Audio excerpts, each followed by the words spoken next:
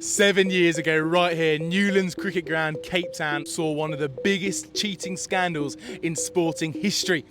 SANDPAPER-GATE. It's the 24th of March 2018, Australia versus South Africa, third test, and on day 3, Cameron Bancroft is caught rubbing sandpaper on the ball to try and give the Australians reverse swing on that big screen over there.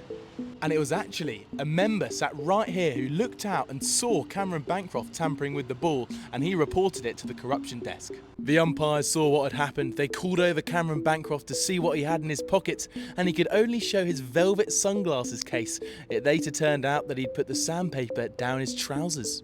The head coach Darren Lehmann for Australia sat in this away dressing room, looked out and couldn't believe what he saw. But Cameron Bancroft, at just 25 years old, playing in his 8th test match, he couldn't have been the instigator, could he? It later came out that it was in fact the leadership group. And it's right here in the Australian changing room where those discussions about when to implement the sandpaper scandal would have been made. Then Bancroft and captain Steve Smith came down here to the press conference to admit their mistakes, thinking that it would all end there, but it didn't. World cricket fans couldn't believe their eyes. Uproar called for resignations, and both the captain Steve Smith and David Warner had to resign their posts.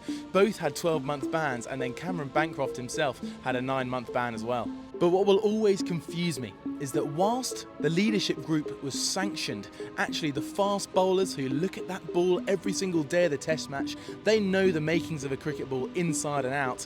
They were never ever found to be involved in one of the greatest cheating scandals in history, which tampered with the ball that they were playing with. So make sure to comment your thoughts below and follow if you love this cricket content.